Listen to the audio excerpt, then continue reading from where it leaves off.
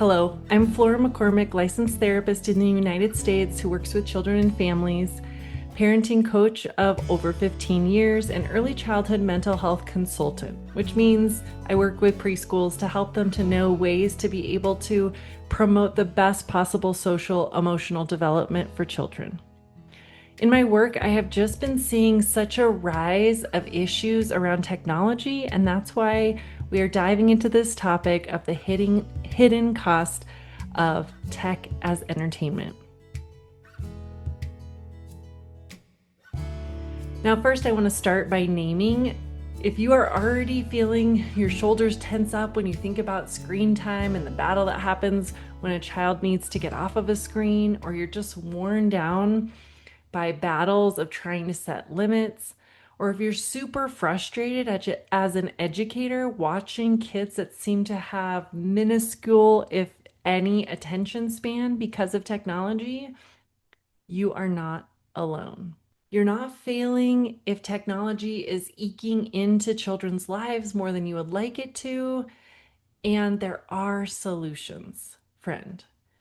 I mean, many of us that are in our 30s and above grew up playing outside until the streetlights came on. We had technology and beginning video games, but it was nothing like what it is today. On demand, anytime you want it, millions of options to choose from. Boredom was a part of childhood previously, and it gave birth to creativity. It gave space for friendships, relationship conflicts that could be overcome. So when we see kids today uninterested in building forts, riding bikes, or imaginative play or art creation, it can feel really confusing and downright heartbreaking. Today is not about any shame or extremes. I just want to really dive into understanding what's really happening, how we see this trend playing out, and how we can gently, realistically rebuild creativity in the digital age. I want to start with a story. One parent I work with, I'll call her Jessica, came to me feeling a complete loss. Her 4-year-old was snappy, reactive, and melting down constantly. She tried reasoning, she tried consequences, she tried staying calm and holding firm. Nothing changed these meltdowns and extreme reactions over things that seem so small. As we talked, I asked the very first question I ask every parent who brings me this type of concern: how much screen time does he have in a day? She paused and said, "Oh gosh, I don't even know. This is a 4-year-old. Maybe a few hours?" I immediately told her with compassion, you're not a bad mom. This is not something that is that unusual. Many kids right now are on screens about that much. And thinking there are educational options and many things, they can be started as young as age 1 that I've seen. But what matters is what we're using the screens for and how it is affecting the developing brain. So I'm wondering if you would be willing to consider a little break, a little fast from technology for 2 weeks. Now, I needed to educate her a little bit on why. What happens is screen time in these high paced video games, even learning video games or things that are on iPads, and certainly with true video games and social media scrolling, and even YouTube with the quick videos that go next and next, is that one, screens train the brain to expect instant gratification. Real life starts to feel super slow and frustrating and unrewarding in contrast. When screens are removed, then it's likely like an actual drug removal. This dopamine hit they're getting with all of that fast pace is removed, and the brain is like going through a drug withdrawal. And then when kids are asked to do normal life tasks, the tolerance is understandably very low and frustrations are high. With this information together, Jessica and I agreed on this 2-week reset where all screens were removed except for Friday night family movie night. Still a great option. 2 weeks later, she said something that still gives me chills. My kid was an angel. Easily 75% of our fights just completely disappeared. And the ones that were left were not those big giant blowups that lasted like 45 minutes. They were just small things that I expect, like being upset that I wouldn't allow him to have popsicles or buy something while we were at Target. And he could recover so much faster. And this is not just Jessica's story. I have seen this in family after family with kids ages 4 to 14. Number two, what educators are seeing. I want to tell you what I'm seeing in schools as I visit preschool after preschool, a dozen or so a year in my work as an early childhood mental health consultant. I saw a repeated concern that was something I have never heard in my 20 years of working with kids. And it was teachers saying to me that they were seeing something they haven't seen in their 5, 10, or 20 years of teaching. Flora, there's like this one kid who it's so strange when I ask him to do something, sometimes he'll just freeze and stare off into space and just be like gone for a while. Like he's just not there. And I mean, I know kids get spacey, but even I'll put a hand on his shoulder, I will say his name, and it's like he's just offline for a bit. Like his brain disconnects. Not defiance, not willfulness, not even a moment of overwhelm. This stopped me in my tracks when I heard it school after school after school. Like I started to chuckle because I was like, I can't believe this is such a similar story happening again and again. Well, as I dug in with some more questions to one teacher in particular, she said it so well, and it was what I think a lot of other teachers were wondering. But she said, you know what, Flora? I have this one question I always ask students at the beginning of the year. What is something that makes them sad?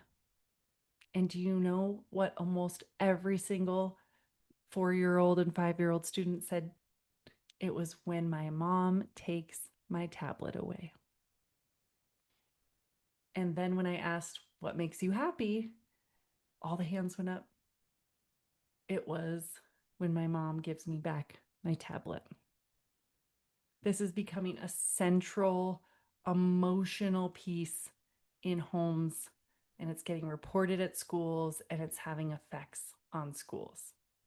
Third story I want you to know about what's going on out there, and these are all probably things that you can relate to. I'd love to hear if they are. The physical costs that we are seeing from so much technology use. I have a friend who's an optometrist who brought to my attention, did you know that 1/3 of children now globally are nearsighted, meaning they can see well near, but they cannot see well far away for obvious reasons. They're being affected because their eyes, without being out in a park and throwing a ball and, wanting to climb a tree or make a fort, they're not having to look long distances, and their eyes are getting trained to only have to focus near. Rates have doubled in the US over the last 20 years. Rates of nearsightedness have doubled. And they're developing nearsightedness younger than we've seen it before. So the two main contributors to that are extended nearsighted screen work and significantly less outdoor time.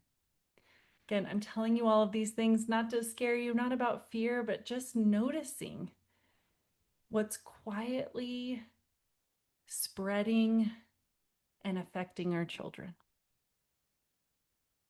So, this is where I want to shift the focus. It's not about how screens affect the brain, it's also about what kids are missing when screens take over.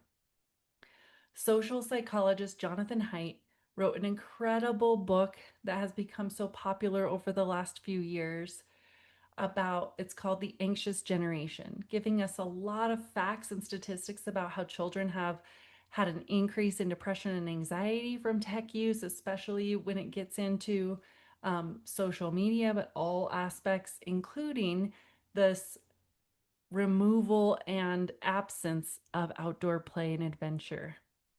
Unstructured play is a key piece of this. It's a biological necessity for children. Play teaches kids how to negotiate and self govern, like how to work things out when there's disagreements, how to handle frustration and failure, how to problem solve creatively, and how to take risks and build confidence. When play disappears, kids don't get to wire their brains for competence.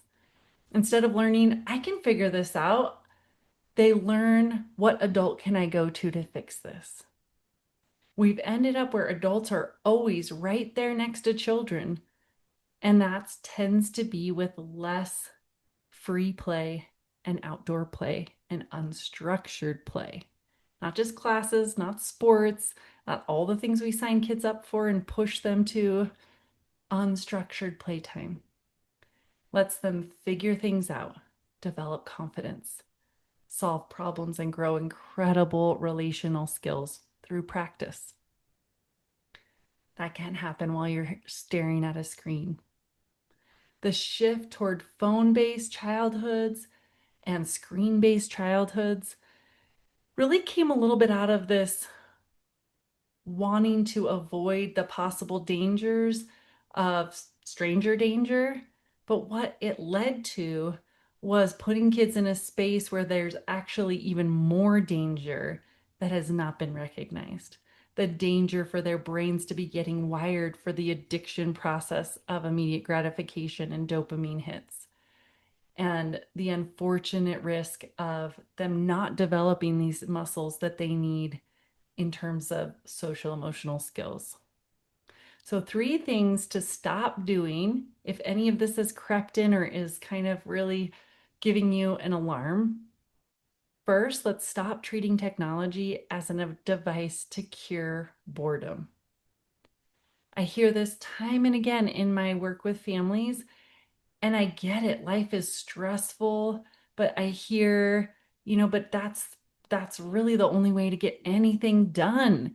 I mean, I don't want them on screens, but if I come home and I'm exhausted and I just need a minute to myself, it seems to be the easiest way to do that.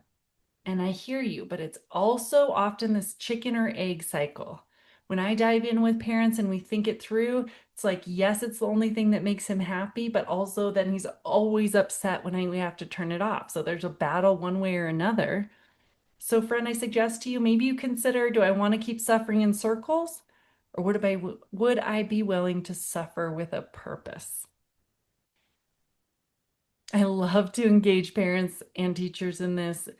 To suffer with a purpose means we're going to do the harder thing of like stretching our brains to make like the basket of maybe a little bit fun things that are going to be pulled out only right when we come home from work so that I feel like I get a moment to myself.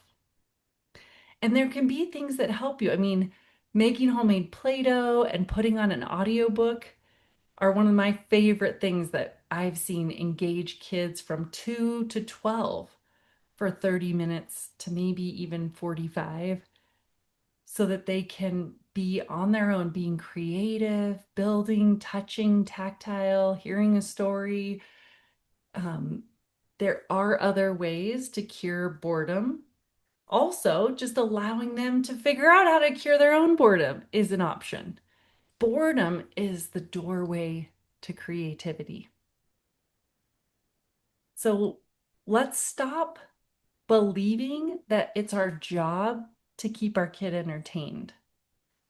And I was hit by this like getting run over by a truck when I first really understood it, because it came from a moment where I was on an airplane with a mom of three kids, and there was a baby in her arms and a 2-year-old and a 4-year-old.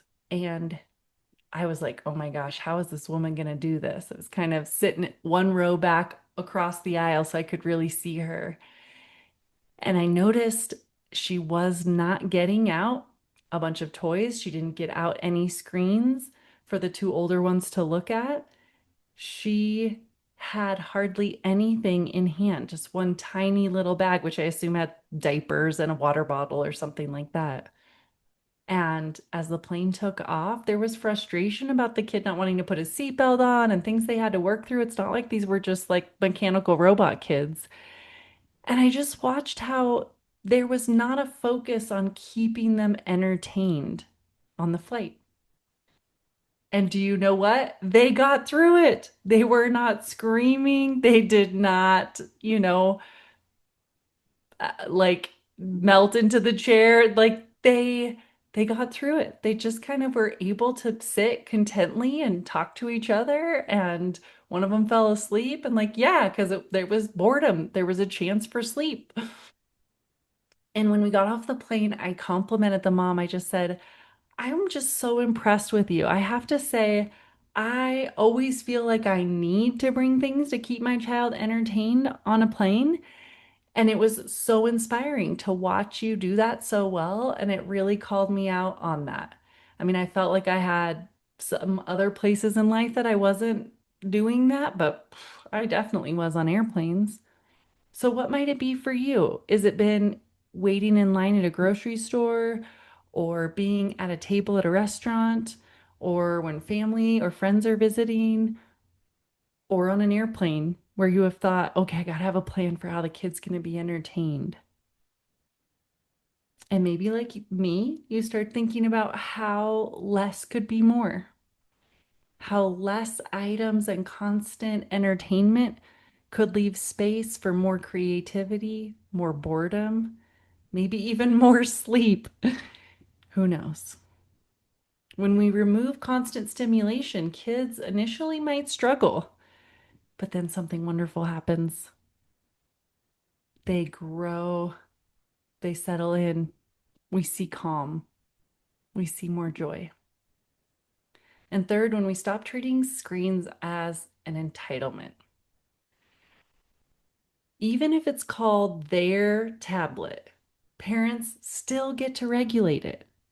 I have heard this also. Well, he'll go grab his tablet, and then before I know it, he's been on it for an hour and I didn't even realize.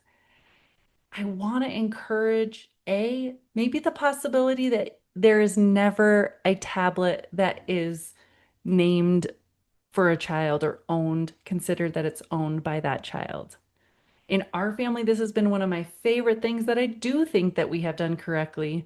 Our kids have never owned a tablet. There is only a family iPad that's still at the ages of 10 and 12 if we go on a flight. And here's back to my flight stuff. But now that they're older, we do allow them to watch a movie on a flight and they watch it together. They have to agree on what movie they would both enjoy. They have to share the items sitting between them. And there's a lot of different emotional regulation things and relational things they get to practice by sharing that item. Certainly, your phone doesn't ever have to be freely accessed by your child. There can easily be a rule. This is mommy's phone. This is a tool, not a toy. So, no, I'm not handing it to you in a line here or there so that you can entertain yourself. We can talk, we can do other things.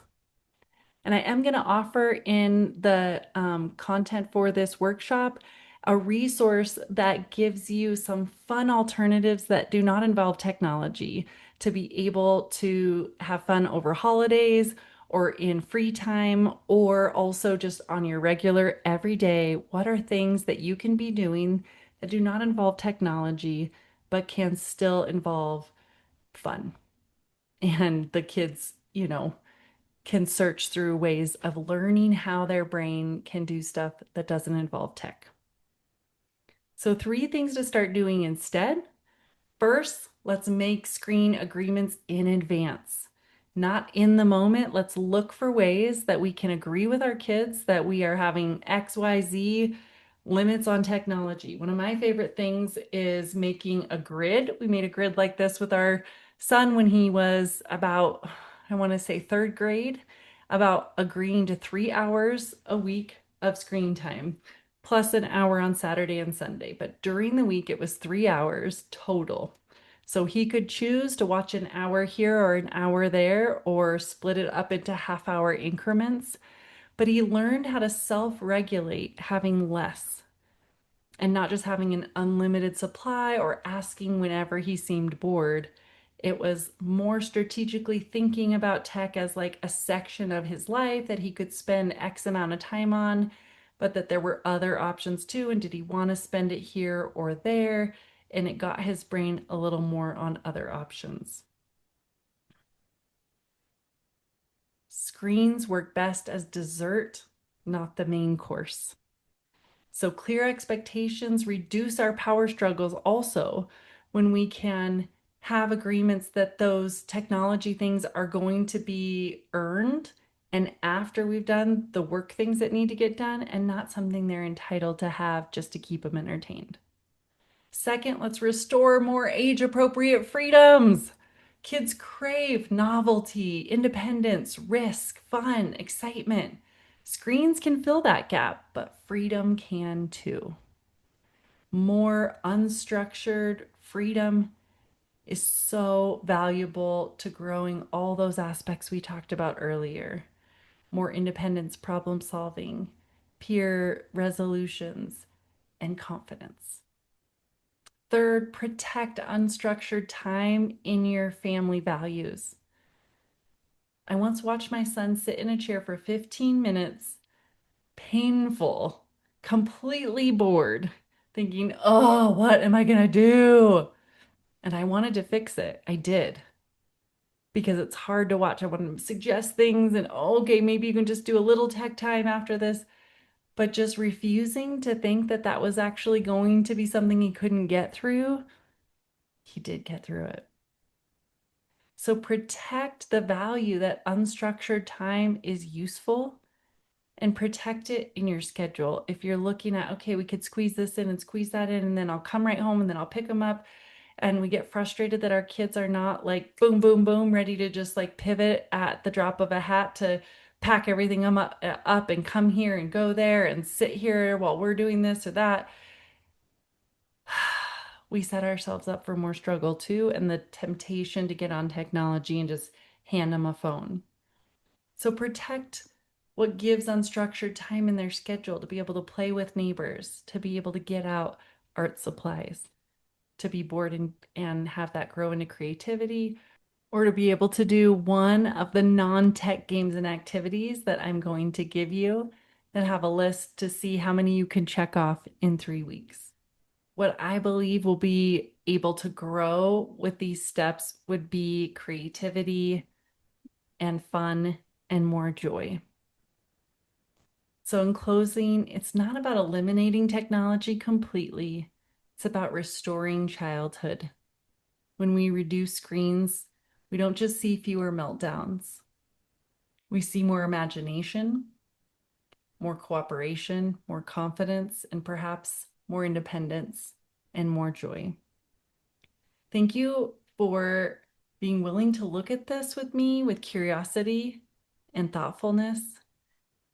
And next steps are that I will give you my information so that you can follow up if you'd like to have a one-on-one to be able to talk with a parenting coach about overcoming challenges that you have not yet been able to overcome around technology, or certainly the handout that can give you more information and background and resources and ideas for growing more creativity with play that is tech-free. So great to be with you today, and I hope you enjoyed this and continue to enjoy the rest of the conference.